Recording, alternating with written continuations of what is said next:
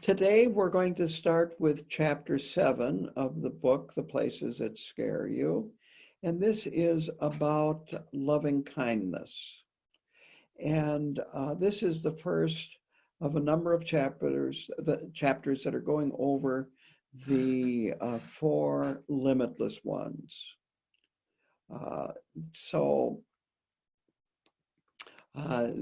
first limitless one is about loving kindness. So this is where we start, and she has 7 stages of Maitreya practice. And she's going to go through these 7 stages with compassion, joy, and equanimity too. And she is talking about practice here. One thing that I like about this book is that we studied in great detail Tralek Rinpoche's book on Lojong. And the Lojong teachings, the 7 points of mind training, where they mention Tonglen, and they mention the importance of loving kindness and compassion and so on and so forth. They don't go into it in great detail in terms of how to bring it into your daily life. And I see Pema Chodron, as this is really her specialty, is Tonglen and loving kindness, compassion, and so forth. That she has written book after book after book that goes into this area.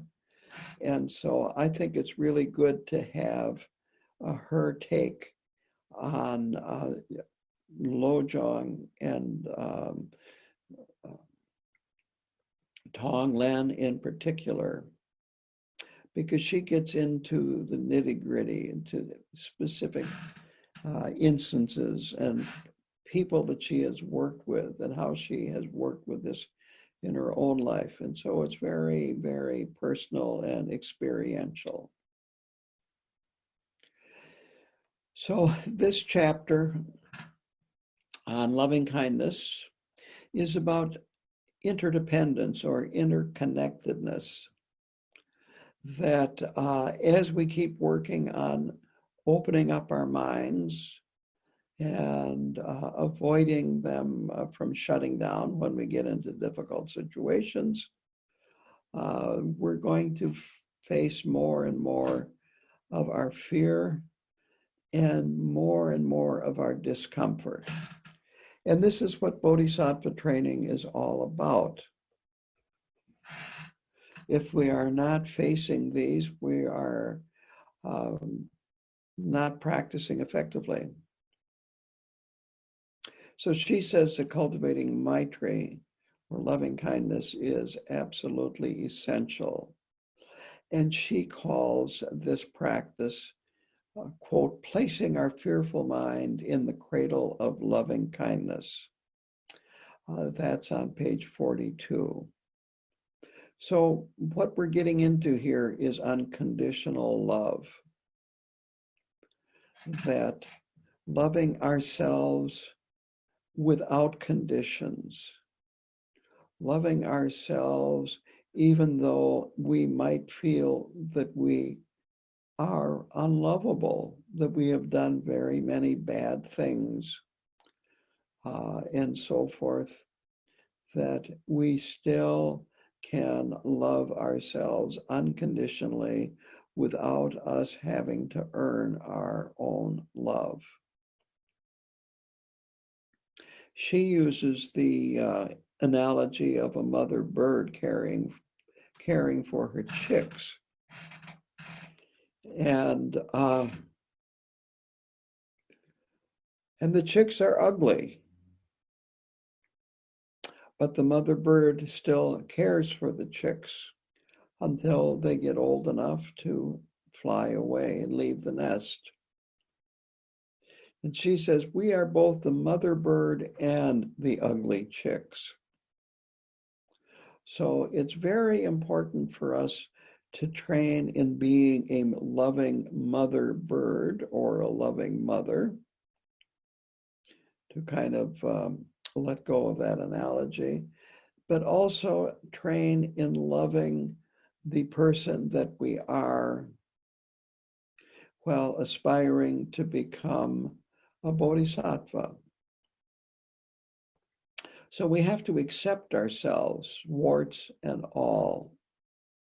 We have to accept all the things that we have done, that we remember doing, that we have regret, perhaps embarrassment, and perhaps much stronger feelings.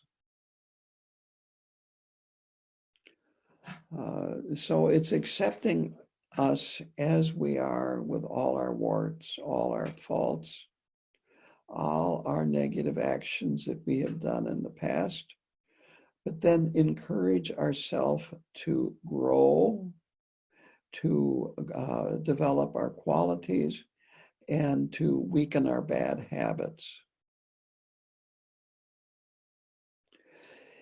If we don't have the loving kindness, that honesty can get very brutal and it doesn't work. So we have to have this soft touch, this soft place in our heart for ourselves. And so we can use gratitude and appreciation to help us get in touch with this soft place. And gratitude and appreciation are going to come up further down in the book and some other chapters too. But it works very well when we're working with ourselves and when we are working with other people.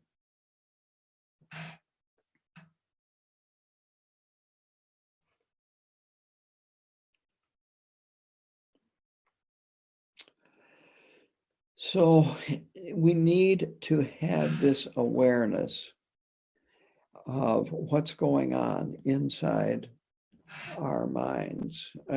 Honesty. She talked about earlier about steadfastness and patience and so forth.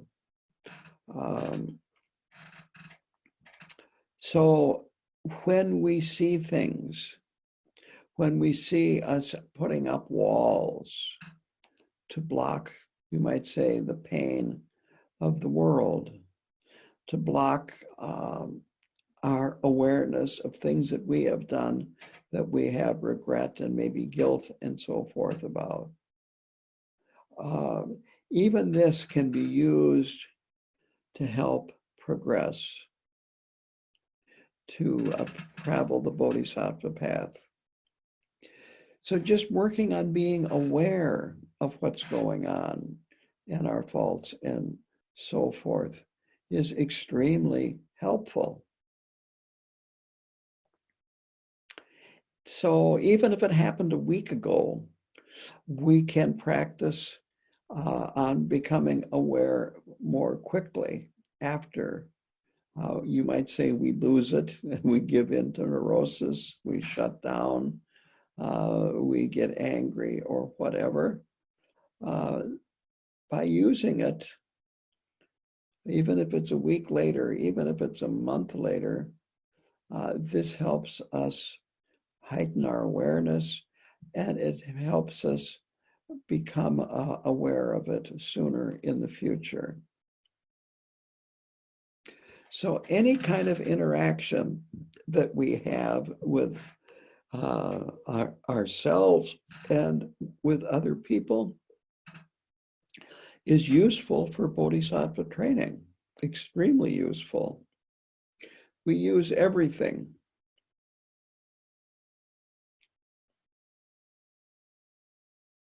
So if we get angry, that underneath that solidity and defensiveness of anger is that raw, soft spot that we're trying to protect.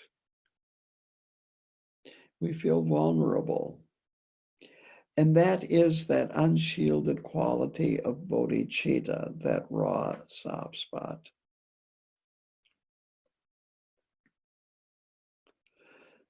So this recognition and treating it with loving kindness, to notice it without judging, is extremely important. This is the way we make friends with our habitual patterns and who we actually are, not who we think we are or who we would like to be.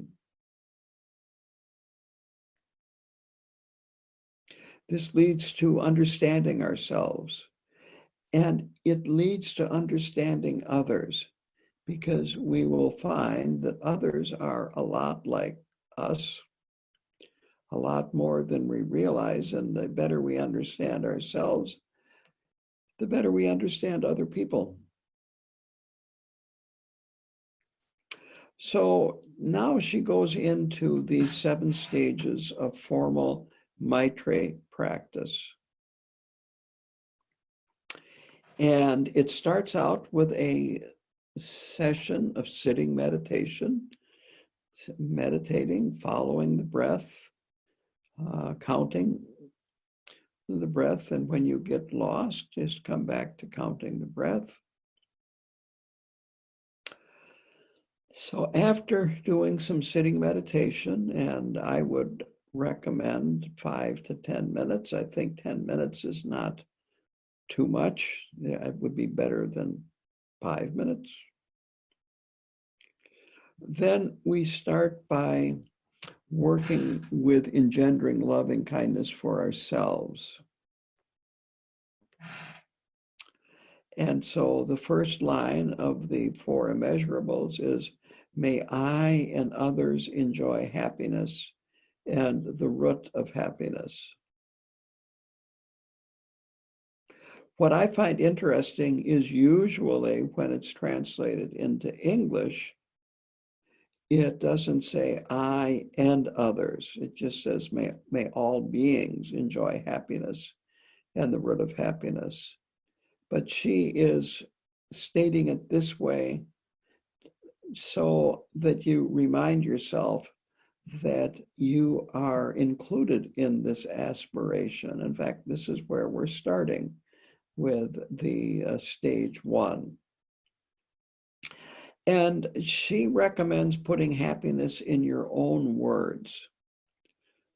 I once was talking to a person about happiness, and I think I asked them if they were happy.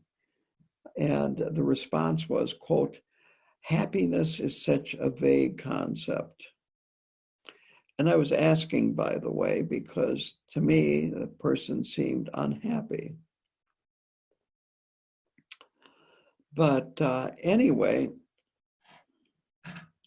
if you can put this happiness in your own words, that helps you connect with it more directly. Then it's your words that we're talking about here, not somebody else's. And this allows you to be creative. This allows the creative part of you to come out. And in fact, this creativity is going to come up over and over and over again with these different practices.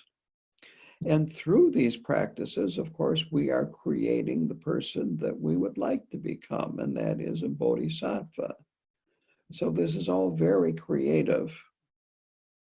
And when we give in to our fear, when we shut down, when we give in to anger or desire, we stop being creative. It becomes very claustrophobic.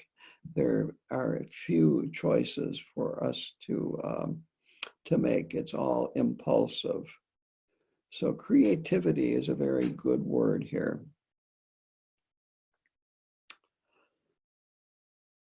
So one way to look at happiness would be just fundamental well-being. She talks about basic goodness, and that is a term that Chogyam Trungpa used. He used it a lot. And basically what that means is our Buddha nature or our primordial wisdom, Yeshe.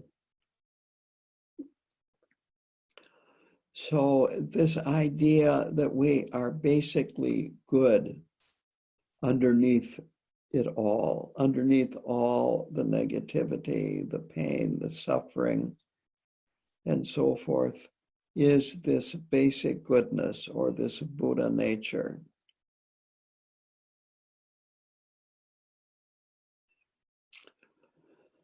So it's good to contemplate that and then trust that you have it.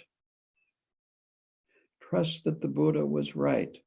Trust that the Karmapa is right. Trust that Khenpo Karthar Rinpoche was right, or any other of these great teachers that you have had, because they all talk about our Buddha nature.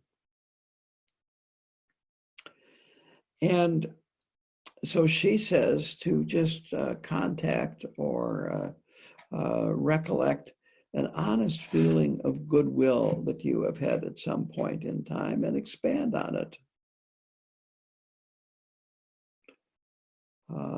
That is a expression of her basic goodness, this honest feeling of goodwill. And she has found that some people cannot even start with themselves because they have a lot of anger, revulsion, self-loathing, and so forth towards themselves.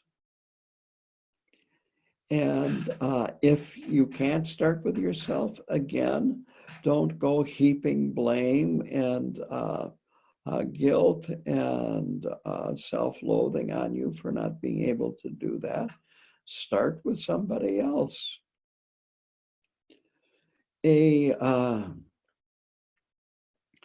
scene that is kind of etched on my mind is, I saw this many years ago. It was at a shopping mall up in Rice Lake, little town north of here, about 40 minutes.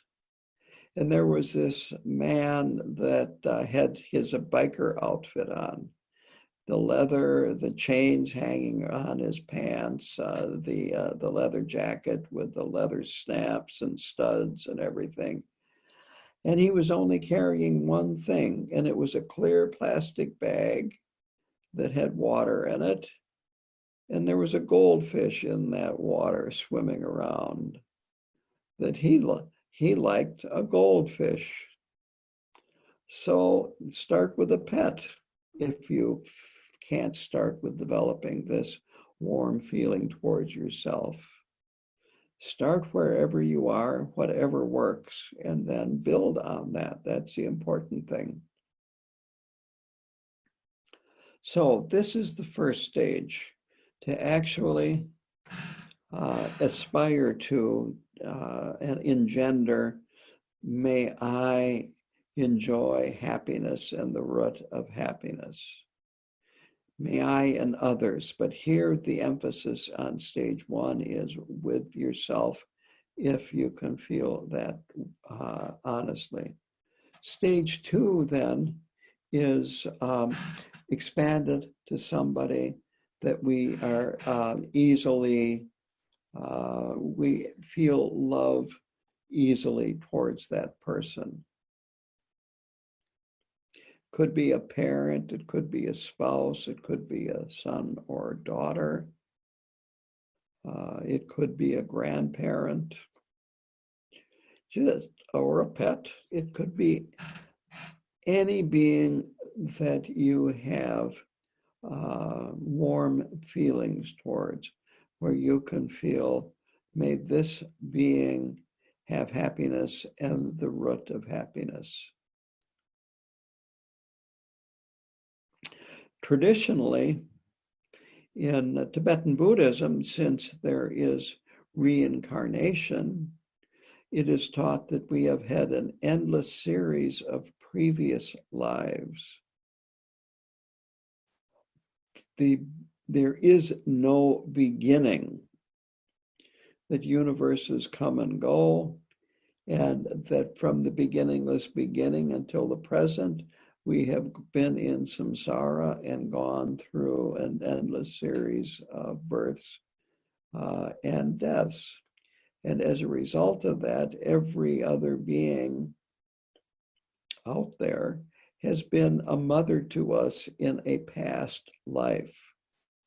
And this is not just a contemplation to make you feel a little more warm and more connected to other beings, but it's actually a statement of the way things are. But it's easy, if you do not believe in reincarnation, to just kind of dismiss it. So it doesn't matter whether you accept it or not. If you accept it, you can use it. And if you can't accept it, don't fight it and don't deny it and don't use it. Just let it go. So then the stage 3 is to include a friend now. Somebody that you aren't as close to, but again, we make this loving kindness aspiration. May this friend of mine have happiness and the root of happiness.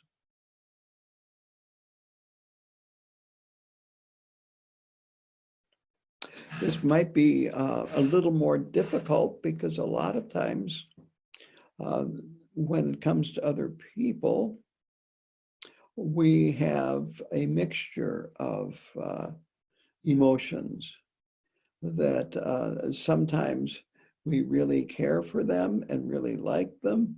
And other times we would really like to spend some time away from them because we're mad at them or jealous or resentful or whatever. But this is good because this helps us develop this loving kindness for people that are further away from us than close family members. Then the next stage is to cultivate loving kindness for a stranger or someone you barely know. This is great to do when you are out in public. I was at a center recently and we did some Tonglen before. We went out to lunch and then we went out to lunch and came back and resumed teaching on Tonglen. And I said, now think of somebody that you saw in the restaurant and do Tonglen for them. It's that. It could be someone that you saw on the news, someone that is perhaps they're suffering, perhaps they were interviewing them because someone else was suffering in what they saw or whatever.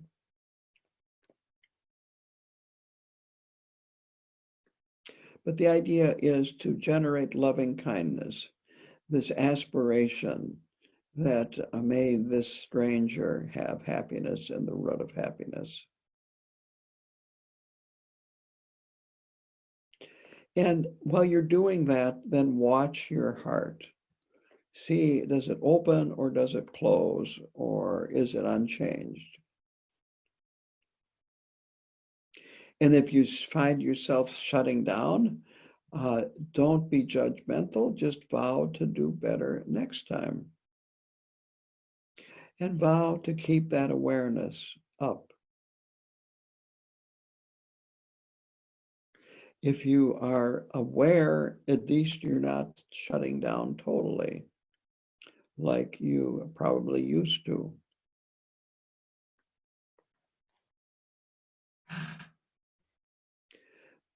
The 5th stage is to work with a difficult person, a person that is irritating, a person that you don't have any patience for, a person that you don't want to be with. And usually we don't have a problem recollecting someone like that. If you work, there's usually at least one person at the work site or the workplace where that would fit in that category, that you would just as soon not see him that day that you are there. And so we make this loving kindness aspiration, and to quote her, May this really annoying person enjoy happiness and the root of happiness. May this woman who I resent awaken bodhicitta in me. And that is on page 45. On the other hand, it would be incorrect to have this aspiration. May she wake up and behave better. So this is accepting them as they are and still wanting them to be happy. So you start with a person that just mildly irritates you. We have to be realistic here. And then gradually work towards more difficult people. So little by little, we train and use more and more difficult people. It's not an either or, all at once situation, sink or swim. It's little by little, gradually we train ourselves and develop more loving kindness for others. And don't be hard on yourself when you can't. And this will come up over and over again in this book with all the different practices. When you realize that you can't do it, don't be hard on yourself. Be, again, like a loving mother and encourage yourself to do better in the future. Encourage yourself to be more aware. And it's always important to remember that our best teachers are the most difficult people that we encounter.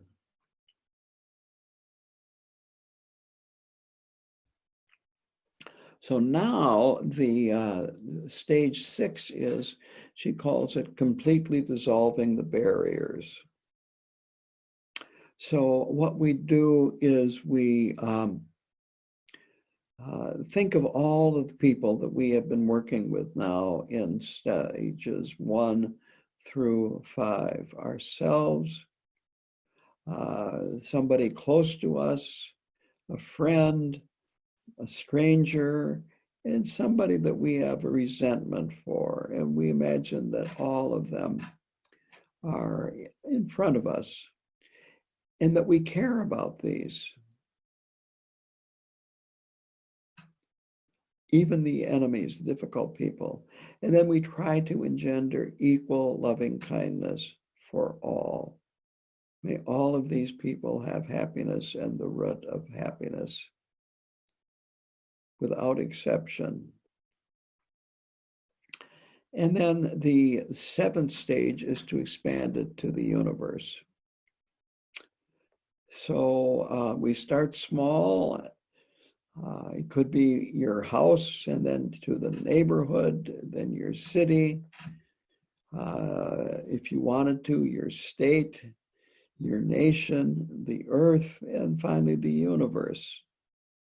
So little by little, in steps, we gradually increase it to include more and more beings. So the aspiration is the same. May all beings in the universe enjoy happiness and the causes of happiness.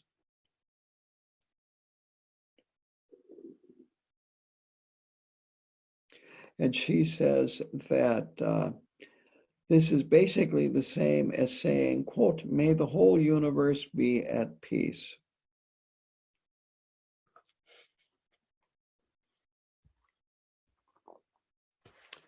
And to kind of sum this practice up, stay at a particular stage as you need to work on that stage. Do this on a daily basis if it is at all possible. So some days you might find that you need to work on your self-loathing and you stay on stage 1 longer. Another time you might be mad at a close family member and you need to work on stage 2. Perhaps it is somebody that you're angry at and that you're just not able to process your anger and let go of it, and you would stay on stage 5, and so forth. And so then end the session with another sitting meditation session. And this is to help settle your mind. And she finishes up this chapter by saying this, which I really like, quote, "Unconditional good heart towards others is not even a possibility unless we attend to our own demons." So again, we can't just jump over step 1. We have to attend to our own confusion, our own inner demons, and so forth.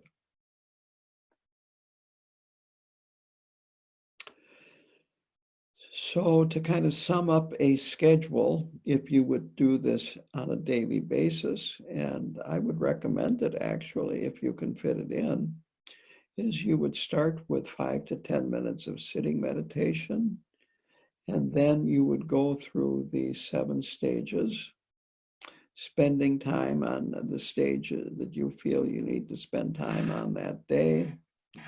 And you could try 10, 15 minutes there, and then end with another 5 to 10 minutes of sitting meditation. So that finishes chapter 7. The next chapter here is chapter 8, and this is on compassion. And compassion is, may all beings be free of suffering and the causes of suffering. Compassion is more difficult and it's more challenging because it is opening up to feel pain. On the other hand, we have to go there to awaken our bodhicitta, our awake mind.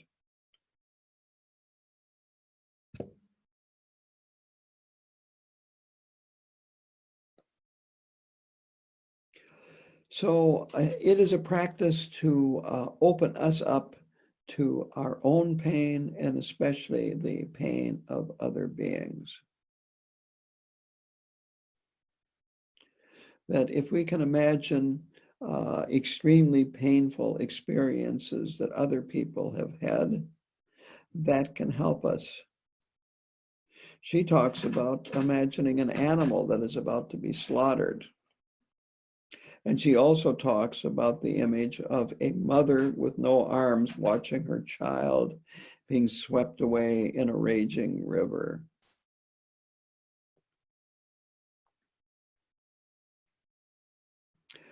What we need to do is learn to stay with our distress without going into aversion. To experience the distress and the discomfort and so forth, but not developing the aversion and then trying to get away from it or hide it or cover it up or deny it. So we use these same 7 steps to, quote, soften our hearts and also to become more honest and forgiving about when and how we shut down.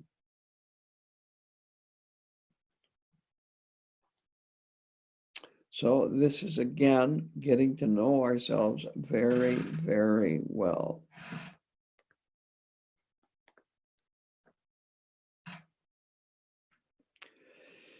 So she says it's important here to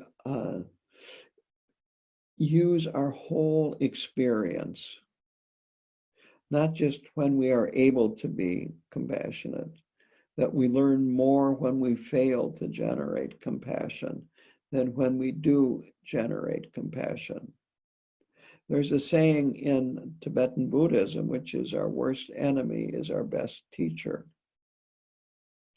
So our failures can be our best teachers. And in that way, then you start seeing that you're not failing, that what you're doing is you are learning more and more about yourself and the world beyond yourself.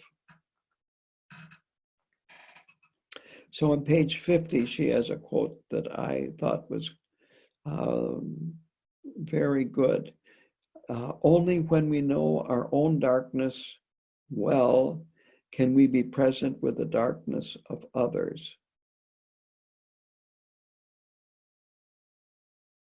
So she says here that it's good to make a list of people whose suffering has touched us in a genuine manner in one way or another, because we can use these people in our compassion practice here. So this is very much like the practice for loving kindness. It's just now about compassion, wanting others to be free of suffering. So start with a period of sitting meditation. And then stage 1 is to engender compassion for ourselves.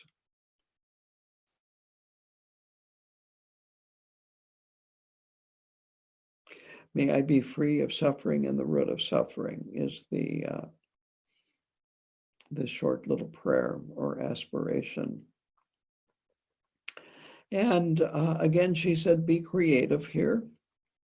She talked about Thich Nhat Hanh, and he had a list, and to kind of summarize the list that he went through is, may I be free of accidents, of anger, free of fear, free of worries, of craving, of indifference, free of aversion.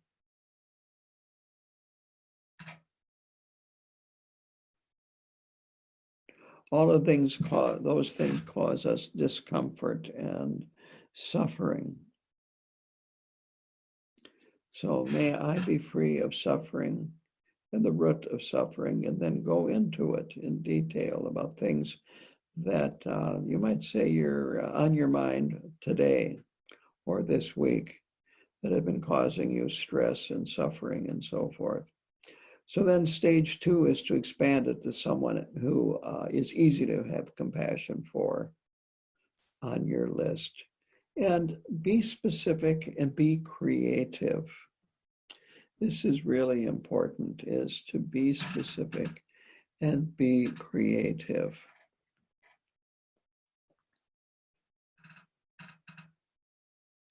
Then expand this aspiration to a friend, and one that you're not so close to as in the stage 2. And this helps you become engaged in the feelings of other people, realizing that they are very, very similar to ourselves and have feelings just like we do and have difficulties just like we do. And it might be the same things that you want to be free of, whether it be free of worry, free of craving, free of anger, free of accidents, whatever. Stage 4 then is to put a stranger into this aspiration, or someone you barely know. This takes us into the world. It frees us from isolation and indifference.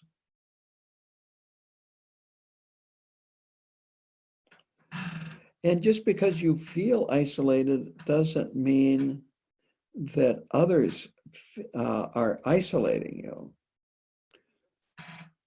I remember quite a few years ago, when I was finally living in this house alone. My wife, we had divorced. She was gone. My son had left home. He was an adult. And I was realizing that I did not really feel like I fit into the community. And I mentioned that one time to somebody.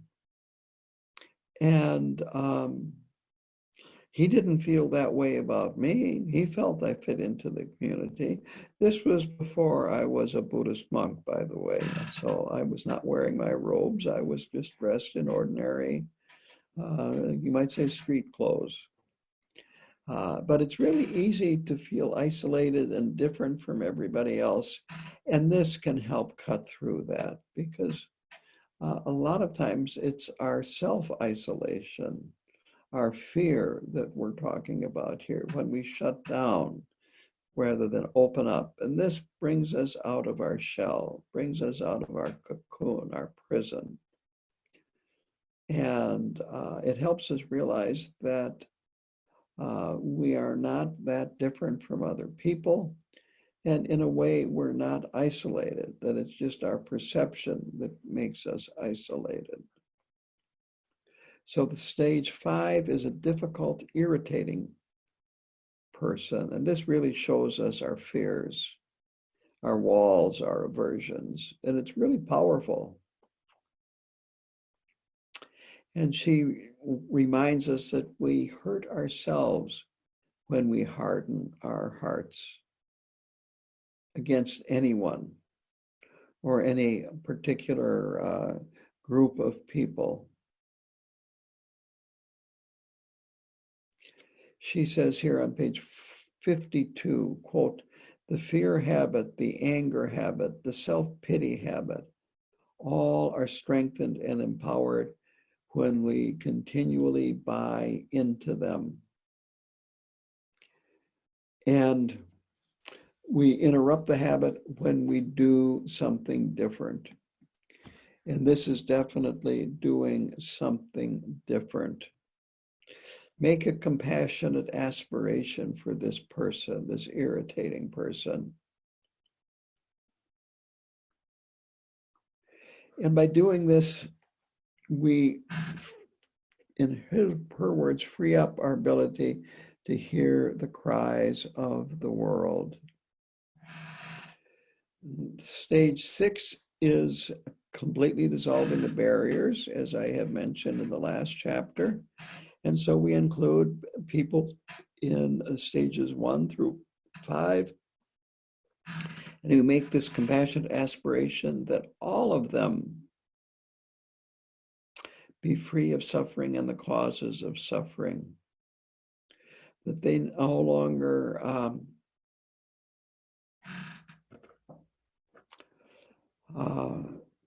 have any kind of suffering whatsoever, that we have no prejudice against them in any way, form, or shape. And then finally expand it to the universe. And as before, start small in your home, and then to your neighborhood, the city, nation, the earth, and the universe.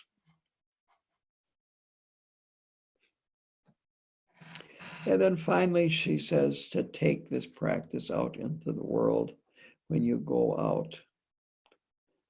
So in stores, elevators, on the street, in traffic, if you happen to live in an area where you do have traffic jams at 4 and 5 in the afternoon, 6 in the afternoon. This helps us see and feel our interconnectedness.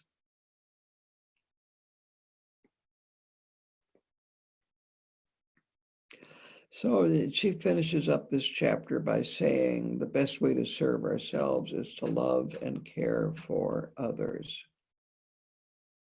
And it's good here to, when you're over with this session of the 7 stages, then end with a little more sitting meditation.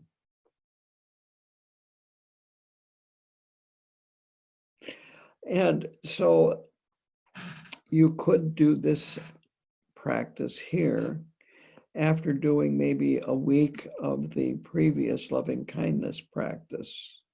and then do a week of this, and then I'm going to end here, but there are more practices that she's going to get into in some chapters that I'll cover next time.